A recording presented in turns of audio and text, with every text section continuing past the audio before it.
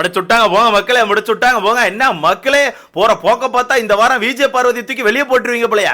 ஓட்டுக்கள் அப்படிங்கிறது இல்லவே இல்லைன்னு சொல்லிட்டு இருக்காங்களா? என்ன கதை? அப்ப ஓட்டுக்கள் போடலையா? அப்ப என்ன மாதிரி தான் நீங்களும் ஃபீல் பண்ணிட்டு இருக்கீங்களா? என்னதான் 3 ப்ரோமோல வந்தாலும் சரி, என்னதான் கலர் கலரா கண்டென்ட் கொடுத்தாலும் சரி, அது ஒரு ரசிக்கும் தன்மையா இருக்கணும்ல. லைவ ஓபன் பண்ணாலே நொய் நொய் நொய் நொய் நொய் கத்திக்கிட்டே இருந்தா எப்படி பிடிக்கும் சொல்லுங்க? கண்டென்ட் கொடுக்கலாம், ஓகே, இல்லன்னு சொல்ல. கண்டென்ட் கொடுக்குறீங்க, நாங்க இல்லன்னு சொல்ல மாட்டோம். பட் இருந்தாலும் அந்த கண்டென்ட் ஃபுல்லாவே நெகட்டிவா இருக்காங்க. அப்ப எப்படி மக்களுக்கு பிடிக்கும்? அந்த வகையில மக்கள் வந்து இந்த வாரம் ஒரு மாறிப்பட்ட ஓட்டுகளை போட்டு குத்தி மலத்திருக்காங்க.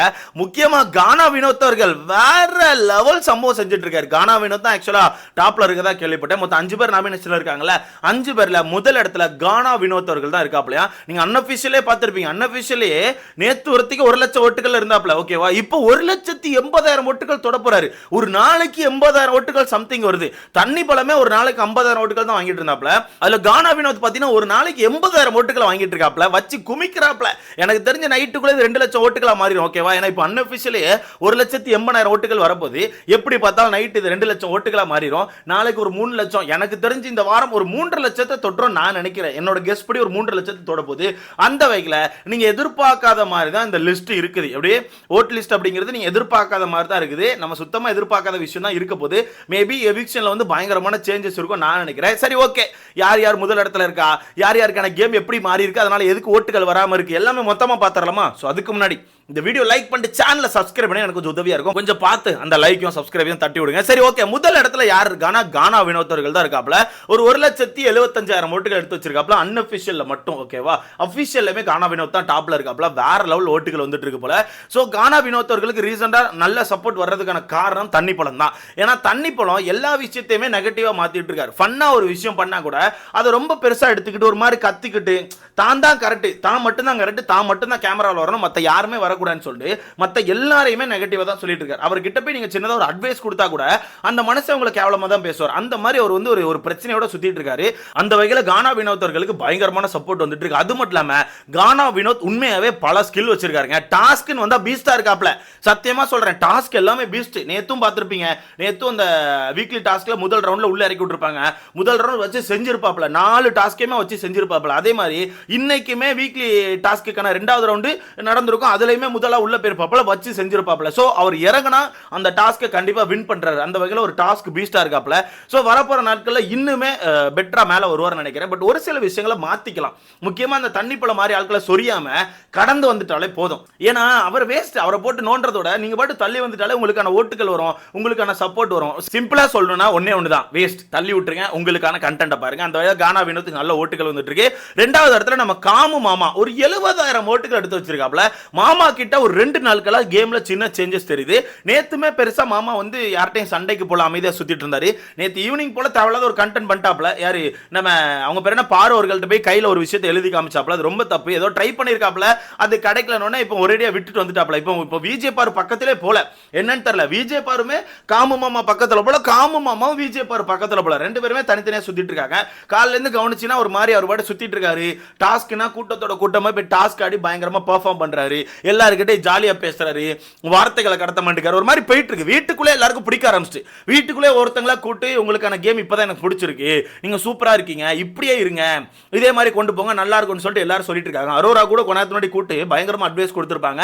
இதுதான் கேம் கமருதீன், இப்படிதான் விளையாடணும், தயவுசெய்து இப்படியே விளையாடு, நீ யாரு கூட சேர்ந்துக்கிட்டு தேவையில்லாத வேலையெல்லாம் பார்க்காத, இதுதான் கேம், இப்படி இருந்தாதான் மக்களுக்கு பிடிக்கும். இப்ப டாஸ்க்னு வந்தா இறங்கி சம்பவம் செஞ்சல, இந்த மாதிரி விஷயங்கள் தான் பண்ணணும், அதுக்காண்டி தான் உன்னை உள்ளே விட்டுருப்பாங்க. நீ தேவையில்லாம சண்டை போட்டுக்கிட்டு கையை நீட்டிக்கிட்டு யாருக்காக சப்போர்ட்டாக நின்றுட்டு இருக்க, அப்பெல்லாம் பண்ணாத, உனக்கான கேம் நீ பாருன்னு சொல்லிட்டு பயங்கரமா அரோரா அவர்கள் வந்து ஒரு அட்வைஸ் கொடுத்திருப்பாங்க.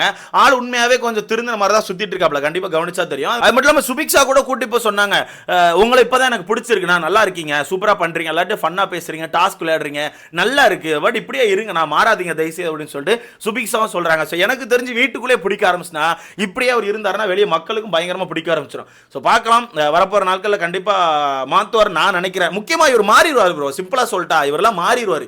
பார்வதி கூட மட்டும் சேராம இருந்தா போதும், கண்டிப்பா மாறிடுவாரு. தண்ணி பழத்தை எடுத்துக்கோங்க. கடந்த ஒரு வாரம் எப்படி இருந்தாரு? செம்மையா இருந்தாரு. அவர் பாட்டு எல்லாரோட ஃபன் பண்ணிக்கிட்டு ஜாலியா நைட் என்ஜாய் பண்ணிக்கிட்டு கலாச்சிட்டு சுத்திட்டு இருந்தார். ஆனா என்னாச்சு, இப்போ 2 நாள் நேத்து நைட்டு நினைக்கிறேன், நேத்துல இருந்து அந்த பக்கம் சாஞ்சி அந்த பக்கம் சப்போர்ட் பண்ணி ஃபுல்லாவே நாத்திட்டு இருக்காரு அவரோட பேரை. ஸோ அதுதான் சொல்றேன், பார்வதி கூட சேர்ந்தீங்கன்னா நீங்க காலி அப்படிங்கிறது உண்மை. ஸோ அந்த வகையில் காமு மாமா 2வது இடத்துல இருக்காப்ல, அஃபிஷியல்லையுமே காமு மாமா தான் இருக்காப்ல. அடுத்ததா 3வது இடத்துல அரோரா.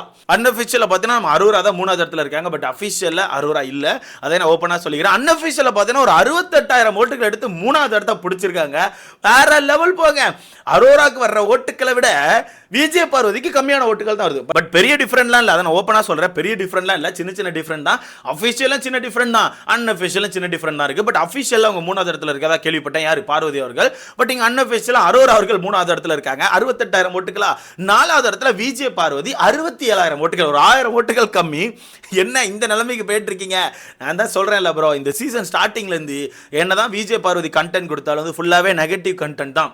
நீங்க யாருமே விஜய பார்வதி கூட எமோஷனலி கனெக்ட் ஆயிருக்க மாட்டீங்க. ஓப்பனா சொல்லுங்க, யாராவது ஒருத்தர் விஜய பார்வதி கூட எமோஷனலி கனெக்ட் ஆகி இவங்களுக்கு தான் நான் சப்போர்ட் கொடுப்பேன், இவங்க தான் மாஸ், இவங்க தான் ஜெயிக்கணும், வாழ்க்கையில பெரிய ஆளா வரணும், இவங்கள மாதிரி ஒரு ஆள் என் வாழ்க்கையில இருக்கணும், இந்த மாதிரி யாராவது நினைச்சிருக்கீங்களா? மனசை தொட்டு சொல்லுங்க, இந்த மாதிரி ஒரு ஆள் உங்க வாழ்க்கையில உங்க கூட ஃப்ரெண்டாவோ இல்ல ஏதோ ஒரு உங்க ரிலேஷன்ஷிப்ல ஏதோ ஒரு விதத்துல இந்த மாதிரி ஒரு ஆள் இருக்கணும்னு நீங்க யோசிப்பீங்களா? வாய்ப்பே கிடையாது. எனக்கு தெரிஞ்சு வாய்ப்புகளே கிடையாது. அந்த வகையில மக்கள் பெருசா சப்போர்ட் கொடுக்க மாட்டேங்காங்க ப்ரோ. மக்கள் கொடுக்குற சப்போர்ட் என்னன்னா, இவங்க தான் கண்டென்ட் கொடுக்காங்க, வேற யாரும் கண்டென்ட் கொடுக்கல. பிக் பாஸ் ஓபன் பண்ணா கண்டென்ட் இல்லாம இருக்கும்போது இவங்க ஏதாவது சண்டே போடும்போது அது எங்களுக்கு கொஞ்சம் கண்டென்ட்டா இருக்குது, பார்க்க ஓகே சண்டே போட்டுட்டு இருக்காங்கன்னு சொல்லி தோணுது. ஸோ அவங்களும் இல்லைன்னா வீட்டுக்குள்ள ஒண்ணுமே இருக்காதுன்னு சொல்லி தான் உள்ள வச்சுட்டு இருக்காங்க. பட் கஷ்டம் தான். வைல்ட் கார்டு வந்தப்பறம் எனக்கு தெரிஞ்சு விஜய் பார்வதி இந்த வீட்டுக்குள்ள இருக்க கஷ்டம் தான். நான் முன்னாடியே சொன்னதான், 50-60 நாள் எனக்கு தெரிஞ்சு, என்னோட கெஸ் படி 50-60 நாள், அதுக்கு மேல வாய்ப்பே கிடையாது நினைக்கிறேன். ஸோ வெயிட் பண்ணி பார்க்கலாம். விஜய் பார்வதி 4வது இடத்துல இருக்காங்க. 5வது இடத்துல எங்க அண்ணன் சிங்கி அரசன் இருக்காப்ல, ஒரு 63,000 ஓட்டுகள். 63,000 ஓட்டுகள் நண்பர்களே. எங்க அக்கா பார்வே 67,000 ஓட்டுகள் தான். வெறும் 4,000 ஓட்டு டிஃபரெண்ட்ல தான் போயிட்டு இருக்காங்க. அப்ப சிங்கி அரசனும் விஜய் பார்வதி ஒண்ணு, அப்படிதானே சொல்ல வரீங்க? சிங்கி அரசன் இந்த வீட்டுக்குள்ள ஒண்ணுமே பண்ண மாட்டேங்காரு. அங்கேயும் சிங்கி அடிச்சுட்டு யாரை பத்தியா யார்கிட்டயா கோத்து விட்டுட்டு சுத்திட்டு இருக்காரு. அவருக்கே 63,000 ஓட்டுகள். வீட்டுக்குள்ள முக்கி கண்டென்ட் கொடுக்க பார்வதிக்கு 67,000 ஓட்டுகள். அப்ப நிலைமை எப்படி இருக்குன்னு யோசிச்சுக்கோங்க. கஷ்டம் தான் ப்ரோ, ரொம்ப கஷ்டம். பட் நீங்க யோசிக்கலாம், அன்அஃபிஷியல கீழே இருக்காங்களா, அப்ப வெளியே போயிருவாங்களான்னு சொல்லிட்டு. வாய்ப்பே கிடையாது. ஏன்னா ஒயில்ட் கார்டு வரணும், ஒயில்ட் கார்டு கண்டென்ட் கொடுக்க ஆரம்பிக்கணும். மேபி ஒயில்ட் கார்டு மிச்சர் ஆயிட்டாங்கன்னா அப்புறம் கண்டென்ட் கொடுக்க ஆள் இருக்காது. அந்த வகையில் எனக்கு தெரிஞ்சு இன்னும் விஜய் பார்வதி ஒரு 3-4 வாரங்கள் இந்த வீட்டுக்குள்ள இருப்பாங்க. என்னோட கெஸ் படி பார்க்க போனால் ஒரு 3-4 வாரங்கள் இந்த வீட்டுக்குள்ளே இருப்பாங்க. ஏன்னா ஒரு குறைஞ்சது 3 வாரமாச்சும் இருப்பாங்க. ஏன்னா ஒயில்ட் கார்டு வரணும், அவங்க கூட இவங்க சண்டை போடணும், அப்புறம் அவங்க கண்டென்ட் ஸ்டார்ட் ஆகணும், ஒயில்ட் கார்டு ஒரு லீட் எடுக்கணும், அதுக்கப்புறம் தான் இந்த மாதிரி ஆட்களை வெளியே அனுப்புவாங்க. ஓகேவா? இப்போவே அனுப்பிட்டா யாருமே இருக்க மாட்டாங்க, அவ்வளோதான், ஒன்றுக்குள்ளே ஒன்று மண் அப்படின்ற மாதிரி எல்லாம் அன்புக்கு அங்கே உட்காந்து மிச்சர் சாப்பிட ஆரம்பிச்சிடும். ஸோ அந்த வகையில் விஜய் பார்வதி இருப்பாங்க. பார்க்கலாம், டபுள் எலெக்ஷன் தான் இருக்கும். அரோராவும் கலையரசனும் வெளியே போகிறதுக்கான வாய்ப்புகள் அதிகமாக இருக்குது. ஏன்னா அரோராட்ட கண்டென்ட்டே இல்லை இந்த வாரம். அரோராட்ட சுத்தம் ஒரு கண்டென்ட் இல்லை, ஒரு டாஸ்க்குள்ளே போல, ஒரு கான்வர்சேஷனுக்குள்ளே போல, எதுவுமே இல்லை. அரோரா வந்து 0வா சுற்றிட்டு இருக்காங்க. அந்த வகையில் அரோராலாம் வாய்ப்பே கிடையாது. அண்ட் கலையரசன் அவன் முட்டை, அவன் யானை சேத்துல ஒரு முட்டைன்னு சொல்லலாம். அவன் ஒண்ணுமே இல்லை, வீட்டுக்குள்ள சும்மா தான் உட்காந்துருக்காப்ல, கோழி மூட்டி விட்டுட்டு சுத்திட்டு இருக்காப்ல அங்கேயும், வேற எதுவுமே ஒரு வேலையை பார்க்கல. அதனால கலையரசனை கண்டிப்பா தூக்கிடுவாங்க. மக்களே முட்டாள்னு சொல்ற, உருட்டி வச்சிருக்காங்க, வாடே சாணியை உருட்டி வச்சிருக்காங்க. ஸோ அந்த வகையில் இந்த 2 பேர் தான் வெளியே போகிறதுக்கான வாய்ப்புகள் அதிகமாக இருக்குது. நீங்கள் சொல்லுங்கள், மேபி கலையரசன் கூட வேறு யார் போனால் கரெக்டாக இருக்கும்னு சொல்லி உங்களுக்கான கருத்தை மறக்காமல் கமெண்ட்டில் போடுங்க. நீங்கள் யாரை சொல்லுவீங்க எனக்கு தெரியும், அவங்கள தானே சொல்ல போகிறீங்க. கமெண்ட்டில் போட்டு போங்க. அடுத்த வீட்டில் பார்க்கலாம்.